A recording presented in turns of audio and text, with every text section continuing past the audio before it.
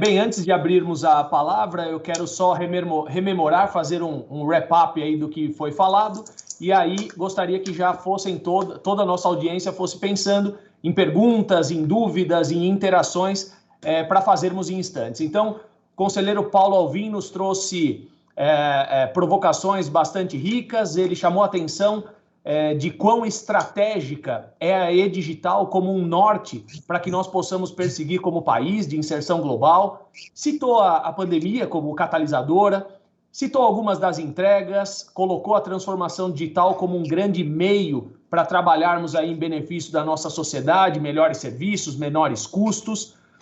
Contou um pouquinho do status da atualização da E-Digital, liderada pela Casa Civil, e a consulta pública objetivada para outubro. Citou aí o processo de criação da EBIA e todos os novos apoios e o roadmap previsto, e destacou fortemente o maior desafio, sendo justamente o capital humano para a transformação digital. Terminou colocando o 5G como essencial também, como uma alavanca para que tudo isso funcione, mas destacou fortemente a importância do capital humano para a transformação digital do nosso país. O conselheiro Anderson Costa veio na sequência com uma apresentação bastante animadora, né, como brasileiros, reforçou os pontos levantados pelo Paulo Alvim, né, então chamou a atenção a importância da E-Digital, EBIA e dos recursos humanos. Então, explicou para a nossa audiência a estratégia de governo digital, como ela pode reduzir o custo Brasil, o que ela significa e também como se dá sua governança e sua estrutura muito bem desenhada em 6 princípios, como desses princípios chegamos aos objetivos e como dos objetivos temos as iniciativas e os projetos em si. Concluiu, né, com algumas menções de entregas efetivas, como mais de 3 mil serviços digitalizados, redução no tempo de abertura de empresas e também alguns destaques globais do nosso país em termos de maturidade do seu, entre aspas, governo digital, né? Fechando aí, citando as GovTechs e os avanços ainda pretendidos. Então, com isso, com esse breve wrap-up, eu gostaria de pedir o apoio do Francisco para que deixássemos a palavra aberta e pudéssemos interagir com os nossos participantes, tanto da sala como do canal do YouTube. Mas eu tenho aqui uma pergunta para fazer já, para ir iniciando as colocações. Anderson, os 6 princípios que você comentou, que compõem a EGD, para nós, no Brasil 5.0, são os 6 fundamentos do governo 5.0, nossa arquitetura, né, do ecossistema Brasil 5.0. Esses 6 princípios, na revisão da EGD, se mantêm ou teve alguma mudança neles? Não, Francisco, se mantém. Nós entendemos que a arquitetura da EGD é um ponto de sucesso para a gente. Ela ficou clara de ser lida. Então, assim como o professor falou, eu sei quais são os princípios que estão me regendo. A partir deles, eu tenho objetivos claros que eu preciso alcançar. E aí tem as iniciativas que podem ser traduzidas como projetos para alcançar os objetivos, consequentemente ficando dentro daqueles princípios ali instalados. Então, a gente não mexeu nisso. Não mexeu. O que nós fizemos, basicamente, na revisão, foi justamente trazer as GovTechs, colocar ali iniciativas claras para que as empresas, para que as startups, muito alinhado aí o que o secretário Paulo Alvim também faz na EBIA e várias outras ações do Ministério, para que possam nos ajudar. O governo sozinho, ele não vai conseguir atingir com a velocidade que a gente precisa todos os benefícios de um governo digital. Então, a gente quis abrir esse leque, verificamos que isso foi um gap deixado lá na concepção da estratégia, mas que a gente corrige agora, justamente para poder empoderar mais ainda o setor produtivo junto com o governo para a gente resolver os problemas do nosso país. Um outro ponto importante, Anderson, na revisão anterior a esta, quando foi feita a revisão da EGD, a E-Digital tem um dos eixos, que é um eixo estruturante, que é cidadania e governo digital. Então, é preciso que haja um alinhamento, uma harmonização entre a EGD e as ações desse eixo. Agora, com a revisão da E-Digital acontecendo de forma simultânea, praticamente, com a revisão da EGD, é muito importante que a gente contemple isso na revisão da E-Digital. Quer dizer, o que é importante que na E-Digital tenha link para a EGD, né? Eu acredito que vocês estejam trabalhando junto com o pessoal do MCTI para poder fazer esse alinhamento, né? Sim, a gente está conversando, sim, com todos os atores aí. E aí, Francisco, você me permite fazer um recorte aqui. Tudo é uma maturidade. Olha a nuance que fez com que a estratégia nos levasse aos números que eu apresentei aqui. Antes, você deve se lembrar, a gente chamava de estratégia de governança digital. Só o fato de eu ter direcionado para governo digital, isso já deu um empoderamento muito grande. E, semanticamente falando, isso é muito mais poderoso e muito mais direcionador. Então, a gente já acertou aí. E aí, no ciclo de maturidade, a gente entende os GovTechs e agora vem um ajuste fino. A gente já tinha essa observação e os ajustes vão ficando cada vez melhor. O próprio órgão de controle TCU já indicou essa necessidade de alinhamento. A gente está em pleno acordo e trabalhando sempre para que a gente não trabalhe em frentes distintas, no sentido de estar em sentidos contrários, tá? Sempre um alinhamento, inclusive seguindo a hierarquia aí, E-Digital, Estratégia de Governo Digital, E-BIA, sempre muito atrelados. Obrigado. Muito bom, excelente. Paulo Alvim está nos ouvindo? Está na sala ainda? Estou sim, Francisco. Oi, Paulo.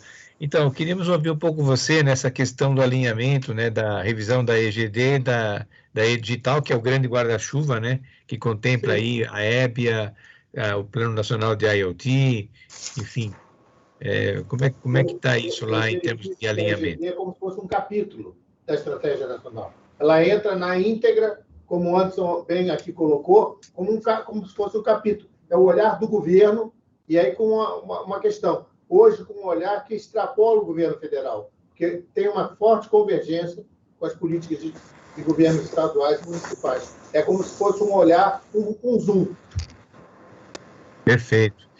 E, Paulo, um programa muito importante lançado recentemente, né, pelo MCTI Futuro do Trabalho, Trabalho do Futuro. Comenta um pouco para a gente esse programa. O MCTI Futuro é uma iniciativa no âmbito dos recursos da Lei de TIC para formar recursos humanos, né, capital humano, na área das tecnologias digitais. Lá eu já tenho recursos, né, vinculados, oriundos da Lei de TIC, né, com definição do setor empresarial para isso. O que nós estamos fazendo nesse momento é discutindo com outros parceiros como é que a gente pode ampliar. Inicialmente, o programa tem uma meta de 40 mil treinandos. Né? Isso é muito aquém da necessidade que nós temos. Né? Então, nós estamos discutindo com outros atores na possibilidade de ampliar o espectro, né, do olhar de capacitação nas tecnologias digitais. A coisa está avançando tanto que hoje a gente já está pensando no Brasil futuro, que é pegar outras áreas tecnológicas que também demandam. Mas o MCTI Futuro tem um foco, né, por conta da lei de TIC, nas tecnologias digitais. Principalmente a parte de inteligência artificial, segurança cibernética, que são os pontos mais críticos que nós temos nesse momento. Professor Gustavo, professor Gustavo, todos sabem, é reitor da FEI, mas também participa muito ativamente dos nossos trabalhos, das coalizões digitais regionais, e também de um programa muito importante que a gente está desenvolvendo, que é a Universidade 5.0, que está buscando uma acreditação independente para as escolas de engenharia e tecnologia. Como é que poderíamos, professor Gustavo, quem sabe, fazer alguma ligação, né, desse esforço que as faculdades de engenharia, escolas de engenharia estão fazendo, escolas de tecnologia estão fazendo, para poder somar com esse esforço do MCTI Futuro inicialmente? Justamente, Francisco e também Paulo, Anderson, acabei de anotar aqui para falarmos depois sobre isso, porque dentro do contexto da Universidade 5.0, Paulo, só para compartilhar aqui com a nossa audiência, são instituições bastante reconhecidas na engenharia e tecnologia, então cito algumas aqui, a FEI está participando, o ITA, USP, Unicamp, Facens, Mauá, entre outras, né? E nós estamos discutindo um processo de aprimoramento contínuo e de ampliação da excelência de formação de capital humano em engenharia e tecnologias no Brasil, de uma maneira complementar à regulação oficial, né? Mas com um selo de qualidade que justamente responda a essa velocidade de transformação que nós estamos vivendo, né? Então, tem todo um detalhamento por trás, mas isso se alinha muito com a sua fala do MCTI futuro e as iniciativas, inclusive, de digitalização, não só de governo, mas de outros setores. Então, Francisco, eu sugiro, nós poderíamos talvez depois compartilhar algum material preliminar nosso, tanto com o Anderson como com o Paulo, né, e coletarmos aí algumas impressões e de como nós poderíamos nos aproximar. A inclusão, Paulo, de tecnologias é justamente porque toda a parte de TICs, a parte de ciência de computação, dados, IA, todas essas competências, saberes e cursos estão envolvidos nessa questão de capacitação. E, a princípio, para o ensino superior, mas podendo reverberar para outros níveis. Francisco, então, eu acho que nós poderíamos ter um desdobramento dessa nossa conversa de hoje. Tá, quando nós estamos falando em qualificação de capital humano, ele não é apenas no nível superior, ele envolve, né, a montante e a jusante. Precisamos ter mais técnicos, mas precisamos ter também mais pesquisadores. Em algumas áreas, inclusive, um esforço, inclusive de pós-doc, para monitorar o que está acontecendo no exterior. É isso mesmo, viu, Paulo? E essa iniciativa, ela respeita fortemente as missões de cada instituição envolvida. Então, nós temos missões institucionais que incluem justamente o ensino técnico e o profissionalizante, e temos outros perfis institucionais, por exemplo, o próprio perfil aqui da FEI, em que nós temos mestrado, doutorado e os pós-docs na área de inteligência artificial, de machine learning, sistemas autônomos inteligentes. Então, tudo isso está contemplado dentro desse guarda-chuva, mas nós estamos ombreando, viu, Paulo, as melhores práticas internacionais de acreditação e aprimoramento contínuo de instituições de ponta, como AACSB e outras. Então, assim, é um movimento realmente pela excelência da formação. Então, depois eu gostaria muito de nós conversarmos um pouquinho a respeito. Estamos à disposição, Heitor. Perfeito, Paulo. Francisco, temos o Ari, o Ari Silveira Bueno com a mão levantada. Ari, por gentileza, a palavra é sua. Muito obrigado. Boa noite, muito obrigado, professor Gustavo. Parabéns a todos pelas apresentações, excelentes conteúdos, motivadoras informações que nos chegam, e ficamos muito felizes na regional, né? E aqui até falo pela ABC, mas certamente as demais regionais do Sistema Nacional de Colisões Digitais Regionais do Brasil 5.0. E a questão que coloco além desses indicadores todos acentuados de melhorias, temos também, no campo da inovação, tido avanços e, não menos, do empreendedorismo inovador. Então, a colocação que faço é a seguinte: estas atualizações, revisões todas, e aí pode ser para o secretário Paulo e também para o conselheiro Anderson, no que tange ao pleito do Brasil junto à OCDE, o quanto tudo isso contribui para que tenhamos avanços e até num prazo estimado que isso possa vir a acontecer. Então, agradeço pela informação que possam prestar a respeito desse tema, que acredito que tenha todo um relacionamento. Eu falo pelo MCTI, né? A gente está conseguindo avançar, mas a questão da OCDE é mais ampla, né? A gente, na que se refere aos aspectos de tecnologias digitais, transformação digital, a gente, vamos dizer, poderia dizer, vamos muito bem, obrigado. Mas esse é um aspecto muito mais amplo, que envolve o governo como um todo. Inclusive, ele é tratado e coordenado pela Casa Civil. Eu só reforço aí o que o secretário está falando. Pelos números que eu apresentei para todos aqui, nós temos o desempenho melhor do que países que já estão na OCDE, com relação a governo digital, a transformação digital. Inclusive em números, assim, de países com mais de 100 milhões de habitantes, a gente é o primeiro, segundo ali, sempre topado em avanços. Mas como o secretário falou, essa questão da OCDE é ampla e na presidência da República, né, as áreas ali estão orquestrando para que efetivamente a gente tenha os avanços aí que a OCDE indicam para que a gente possa figurar entre eles. É isso. Muito obrigado. Professor Gustavo, tem sim uma... Desculpa, pode continuar, Anderson. Não, eu só queria fazer um comentário ainda lá atrás, quando o professor Gustavo, o secretário, falaram de capacitação. Sim, excelente, esse é um tema que me é muito caro, porque eu também capitaneio aqui a parte de preparação dos servidores públicos para a transformação digital.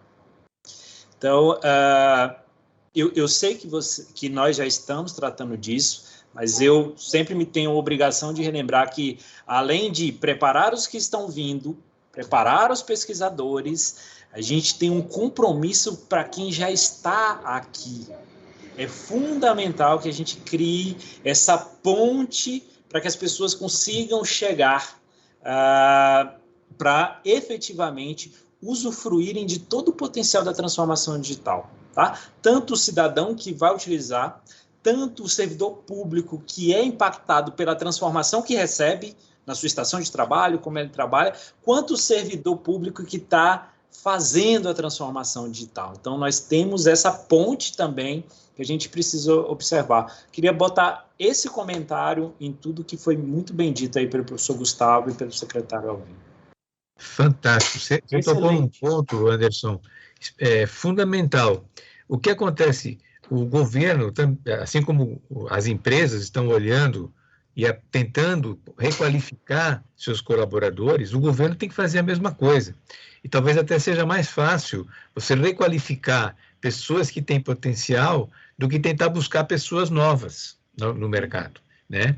Isso é muito importante. E se pensar numa reforma administrativa em que muitas das pessoas que estão em funções que estão sendo substituídas pela digitalização, esse grupo é um grupo de atenção especial.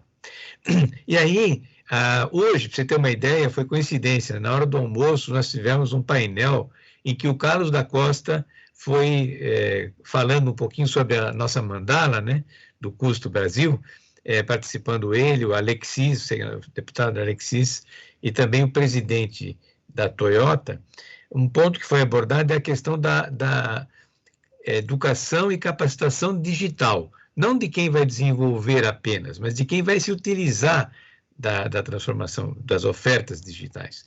E aí nós estamos trabalhando no Brasil 5.0 um movimento para se desenhar uma estratégia brasileira para educação e capacitação digital. E aí olhar tanto a formação dos alunos do ensino fundamental, médio tecnólogo, né, formação técnica, os professores para médio e longo prazo, e no curto prazo, tudo que puder ser feito para estimular essa capacitação dessas pessoas, seja dentro das empresas, seja do lado do governo. E aí vem aquela pergunta, né? Quanto o Brasil investe, não é custo, quanto o Brasil investe na capacitação e na educação digital das pessoas? Nós não sabemos. Deveríamos ter uma comissão parlamentar mista para educação e capacitação digital. Temos uma para educação, mas não para capacitação.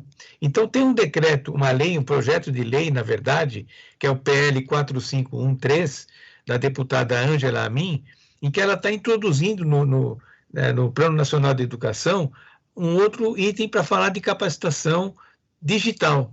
Se nós partirmos dele, podemos desenhar uma estratégia e aí estabelecer as políticas necessárias, obviamente, harmonizando com todas as estratégias e todas as políticas, decretos, portarias que existem. Alguém tem que olhar isso como um todo. Passou da hora do Brasil ter uma visão da educação e capacitação digital. Estamos agora sofrendo as agruras com mais de 500 mil de vagas de profissionais que estão faltando e temos 12 milhões de pessoas desempregadas. que dê esse olhar mais amplo para as pessoas que são o centro da transformação digital, que são o centro da inovação, é o centro do desenvolvimento da economia digital.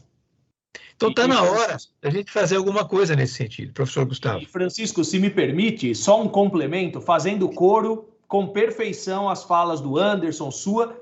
Não se trata somente de criar os profissionais e pesquisadores do amanhã, mas os atuais inseridos, sobre os quais estavam falando justamente agora, mas também aqueles que, por algum motivo, se tornaram um recorte excluído dessa transformação veloz. Porque nós temos que tomar muito cuidado como sociedade, como nação, para nós evitarmos que justamente essa exclusão, fruto da transformação digital, crie subgrupos na nossa população economicamente ativa que não consegue o upskilling, esse reskilling, para se manter inserido, ou então para retornar, né, a essa situação. Então, isso é um grupo, eu estava lendo um artigo recente, que cresce no mundo inteiro. No mundo inteiro.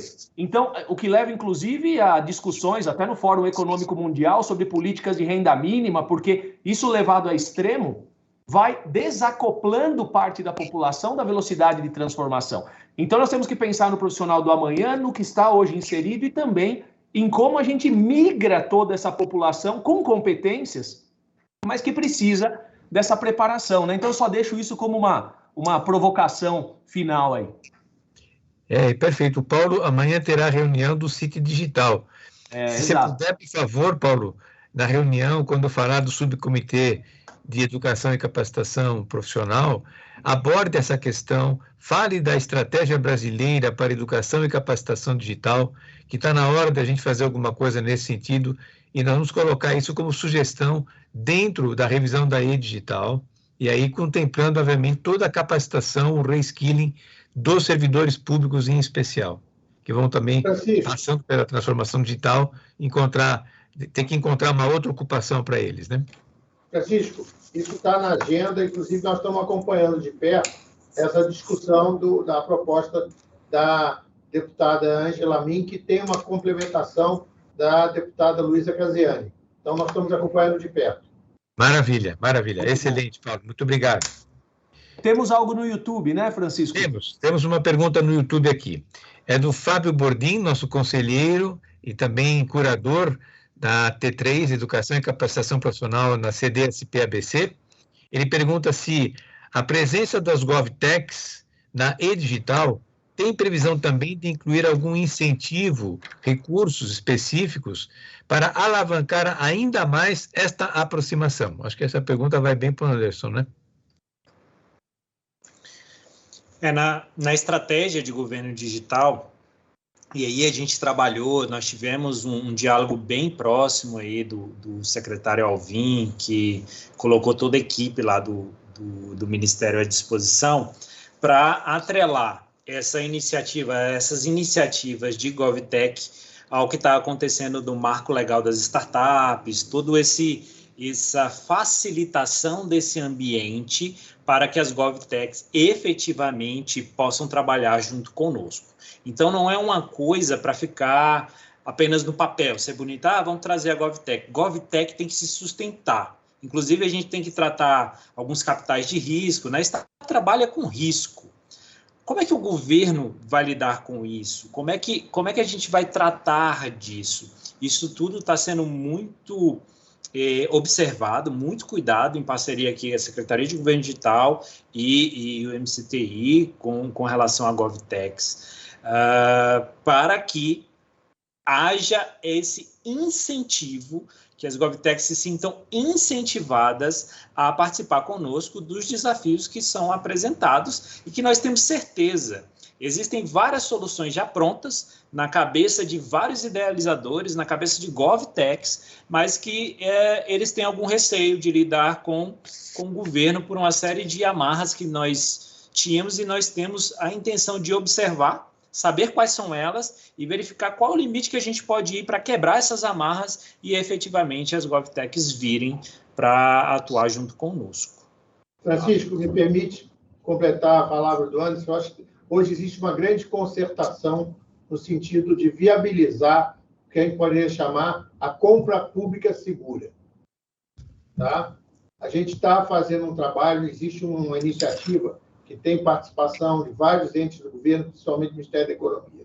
E nós aqui, chama-se aí em São Paulo C4IR, né? E uma das coisas que estão se fazendo é exatamente esse processo de dar segurança jurídica ao gestor público para adquirir soluções digitais, que a gente chama de compras inovadoras, né? Isso precisa de segurança jurídica, isso precisa ter... E hoje tem 3 leis que facilitam esse processo. O Marco Legal de Inovação, o Marco Legal de Startups e a nova Lei de Licitação. Então, tudo isso está sendo estruturado para dar segurança jurídica ao comprador público, para que ele possa incorporar soluções que já estão no mercado. Maravilha, Paulo. Inclusive, o Anderson, nós tivemos essa semana, né, reunião foi semana passada, em que foi bem explicado que a contratação dessas 249 pessoas profissionais feitos recentemente, né, não são para desenvolver soluções e competir com a iniciativa privada, mas são pessoas que estão trabalhando em squads dentro dos ministérios, desenhando uma oferta possível, né, uma ideia de um desenho de um mínimo produto viável, né, para ajudar o funcionarismo público a desenhar junto, né, traduzir aquilo que ele pensa de uma forma que seja inteligível para as empresas que desenvolvem. Aí entram as GovTechs, entram as médias e grandes empresas também, que poderão, a partir dessa especificação, aí sim, desenhar uma solução que de fato seja assertiva. Não é assim, Anderson? Exatamente isso, Francisco.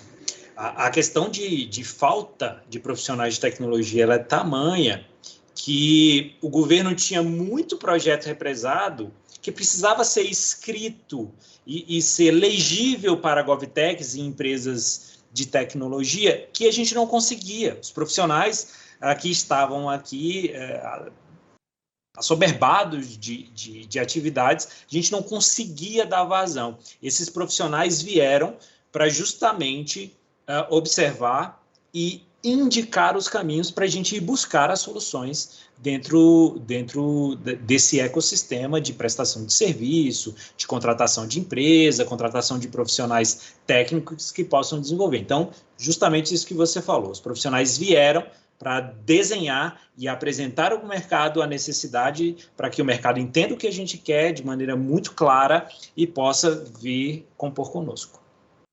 Excelente. Uma excelente iniciativa é o que as empresas estão começando a fazer com a gente chama de inovação aberta, né? Trazendo o ecossistema de inovação, o mundo das startups e todo o incentivo que está sendo dado para isso, né? E não menos importante, Francisco, é a forma de atuação desses profissionais. Quero chamar a atenção para isso, porque muitos entendem que o governo ainda trabalha naquele movimento muito burocrático. Não, aqui, Secretaria de Governo Digital, toda estruturada em squad, movimento ágil, entregas rápidas, o grupo vai, resolve aquela solução e está aberto para outros desafios. Então, estamos falando de inovação, está aqui uma área de governo inovando na forma de trabalho e de entrega. Então, eu queria chamar a atenção sobre isso. Fantástico, fantástico. Muito bom. Bem, temos 4 minutos aqui ainda, né? Deixa eu ver se temos alguma... Não, aqui não temos inscrições, Francisco. Tá. Aqui temos um comentário do Zeca Vilhena. Luiz Salles, grato pelo convite, está agradecendo nosso conselheiro Luiz Salles pelo convite para participar. A Débora Santana dizendo excelente evento e apresentações, que traz pontos essenciais para reflexão e da importante ação que todos nós devemos ter para o futuro, para construir esse futuro de um país mais digital e menos desigual. Esse é o slogan lá da nossa querida ABS, Associação Brasileira das Empresas de Software, né, do Rodolfo Fischer e toda a equipe lá. Eu não sei se tiver alguém mais, senão eu gostaria de passar aí a palavra ao brigadeiro Luiz Ricardo, para que ele possa fazer aí o encerramento dentro do horário que foi estabelecido. Bom, espero que agora a conexão não me deixe na mão aqui, né? Mas é fantástico sempre estar aqui com pessoas tão brilhantes, né? Anderson, Paulo, mais uma vez, muito obrigado aí ter compartilhado com a gente esse dinamismo, né, Anderson? Você falando ali da Secretaria Digital, é impressionante, né? É tão legal ver que nosso país está indo num caminho que todos nós sempre buscamos, né? E o secretário Paulo Andim, que é nosso habitué aqui, né, Francisco? Sempre nos trazendo boas ideias e também colocando em prática, né, o que a gente tanto fala aqui. Professor Gustavo, muito obrigado aí pela mediação do senhor, né? Sucesso aí frente à FEI. E eu queria mais uma vez agradecer a participação de todos hoje e deixar o convite para amanhã, que nós temos o segundo dia, né, do 9º encontro, como o Francisco já compartilhou com a gente a agenda amanhã, que será mais uma noite de sucesso, tenho certeza. Agradeço a participação de todos os espectadores que estão no YouTube também pela participação, e, né, inclusive com perguntas agora no final. Agradeço aí a todos e tenhamos uma abençoada noite aí para todos nós. Amém.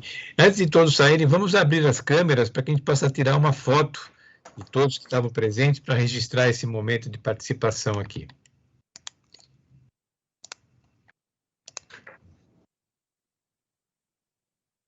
Aqui está abrindo aqui a câmera, só um minutinho, as imagens vão entrando.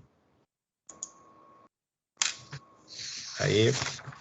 Oi, Regiane, boa noite, vendo você aí, obrigado pela presença, Bernardo, obrigado pela presença, Elis Menassi também, Renato Vieira. Adorei, parabéns, seu Francisco, hoje foi excelente como sempre. Parabéns, Anderson. Boa noite a todos. Boa noite, Paulo. Aqui a Mônica também, muito obrigado pela presença. Atenção, agora olhem aqui para o Brasil 5.0 azul, não é o passarinho azul, um sorriso bonito na face. Muito obrigado a todos. E amanhã nos vemos novamente às 18 horas em ponto para o início do nosso segundo dia, quando teremos, além do lançamento da versão 5 do manifesto, a apresentação de 3 projetos emblemáticos, como a gente já teve a oportunidade de dizer, né? O Magazine Luiza no comércio, a Embraer na área de indústria e também o Next na área de serviços. 3 exemplos emblemáticos amanhã. Então, muito obrigado a todos, uma boa noite e até amanhã.